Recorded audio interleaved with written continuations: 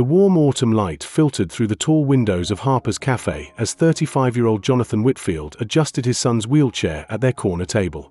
His dark hair showed the first traces of silver at the temples, and his crisp white shirt and tailored jeans spoke of quiet success and careful attention to detail. But it was the gentle way he smoothed 7-year-old Timothy's brown curls that revealed the depth of his devotion. Timothy had been born with spina bifida, and his bright blue wheelchair had been his companion since he was old enough to sit upright. At 7 years old, he possessed an infectious smile and curious brown eyes that seemed to take in everything around him with wonder and intelligence. Jonathan had been a widower for 3 years now, ever since Timothy's mother lost her battle with cancer. The successful tech entrepreneur had thrown himself into both his business and raising his son, but lately, Timothy had been asking questions that pierced straight to Jonathan's heart. "Daddy, why do not I have a mommy like the other kids at school?" Timothy had asked just the week before. "Did I do something wrong?" The question had kept Jonathan awake for nights, wrestling with his own loneliness and his son's need for a complete family. His sister had been gently encouraging him to consider dating again, but Jonathan's attempts had been universally disappointing. Most women seemed uncomfortable around Timothy, offering polite smiles while clearly feeling awkward about his wheelchair and medical needs. Today represented Jonathan's latest attempt to find someone who might become part of their small family. He had arranged to meet Sarah Chen, a woman he had connected with through a professional networking event. She was accomplished, intelligent, and had seemed genuinely interested when they spoke at the conference. "Remember what we talked about, buddy?" Jonathan said softly to Timothy as they waited. "We are just meeting a new friend today. No pressure on anyone." Timothy nodded solemnly, his small hands folded in his lap. Despite his young age, he seemed to understand the weight of these encounters and how they affected his father's mood. At exactly 2 o'clock, Sarah arrived. She was elegantly dressed and professionally polished, scanning the cafe with the efficiency of someone accustomed to managing her time carefully. When she spotted Jonathan, she approached with a confident smile. "Jonathan, wonderful to see you again," Sarah said warmly, extending her hand. Her gaze flickered briefly to Timothy before returning to Jonathan's face.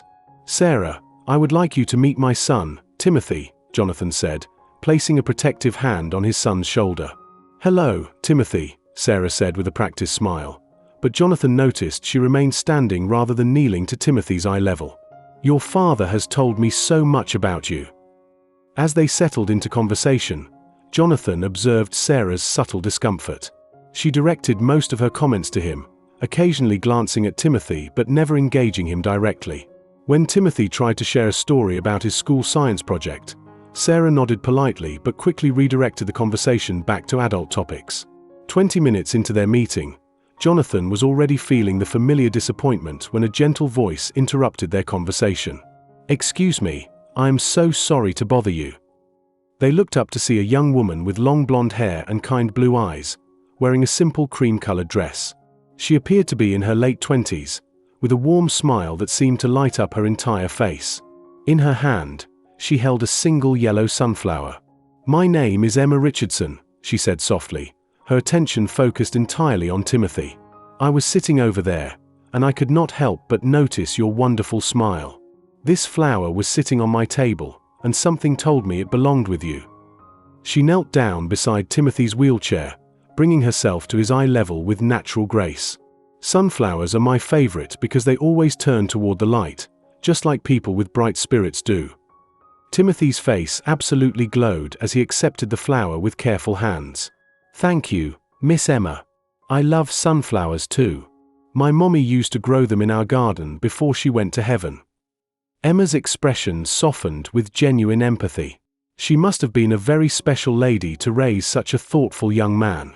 "I bet she would love knowing that you still remember her sunflowers." Jonathan watched in amazement as Emma continued the conversation with Timothy, asking about his interests, his school, and his favorite subjects.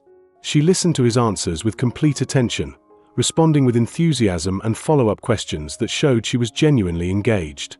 "I work at the children's library downtown," Emma explained when Timothy mentioned loving stories.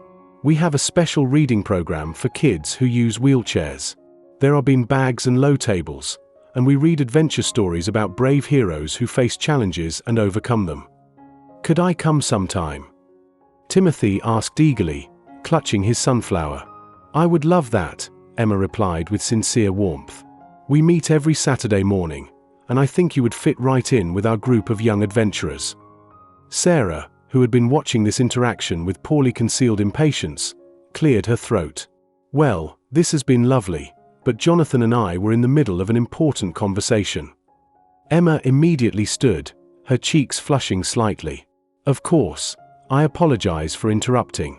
It was wonderful meeting you, Timothy. I hope to see you at the library soon." As Emma returned to her table, Jonathan found himself unable to focus on anything Sarah was saying. He kept glancing over at Emma, who had resumed reading a book while occasionally smiling at Timothy when their eyes met across the cafe. The remainder of his conversation with Sarah felt forced and uncomfortable. When she suggested they meet again for dinner without Timothy, Jonathan politely declined, realizing that anyone who could not appreciate his son's presence was not someone he wanted in their lives. After Sarah left, Jonathan and Timothy remained at their table, Timothy still admiring his sunflower. "Daddy," Timothy said thoughtfully, "Miss Emma is really nice. She talked to me like I was important." Jonathan's heart clenched at his son's simple observation. "You are important, buddy. More important than anything in the world." "I know," Timothy said with the wisdom that often surprised Jonathan. "But some people do not see that. Miss Emma did." Gathering his courage, Jonathan wheeled Timothy's chair over to Emma's table. She looked up from her book with a surprised but welcoming expression. "I hope you do not mind me saying this," Jonathan began, "but what you did for Timothy was incredibly kind. Most people—" He paused, searching for the right words. "Most people see the wheelchair first," Emma finished gently. "I understand. I work with children who face various challenges, and I have learned that every child just wants to be seen for who they are inside. Would you like to join us for ice cream?" Timothy asked hopefully. "Daddy said we could get sundaes after our meeting." Emma glanced at Jonathan, who nodded encouragingly. "I would love to, if your father does not mind the company." The three of them spent the next 2 hours at the ice cream parlor next door, where Emma and Timothy discovered a shared love of chocolate chip cookie dough while Jonathan found himself drawn to Emma's natural warmth and genuine interest in their lives. Emma shared stories about her work at the library and her volunteer efforts with adaptive sports programs. She spoke passionately about creating inclusive spaces where all children could feel valued and supported. "I believe every person has unique gifts to offer the world," Emma said as they walked slowly back toward the cafe. "Timothy's gift is his joy and curiosity. Those qualities are far more valuable than most people realize." As they reached Jonathan's car, Timothy looked up at Emma with serious eyes. "Miss Emma, would you like to be our friend? We do not have very many friends who understand about my chair." Emma knelt down once more, her eyes glistening with emotion. "Timothy, I would be honored to be your friend. And I promise you, your wheelchair does not define who you are. Your kindness and bright spirit do." 6 months later, Emma had become a central part of their lives. She attended Timothy's school events, helped with his physical therapy exercises, and introduced both father and son to a community of families who understood their journey. Jonathan had found not only love but also a partner who celebrated Timothy's achievements and supported his challenges with unwavering devotion. The sunflower that Emma had given Timothy that first day was carefully pressed and framed in their living room, a reminder that sometimes the most beautiful relationships begin with the simplest acts of kindness. And Timothy learned that the right person would always see his light first, just like sunflowers naturally turn toward the sun.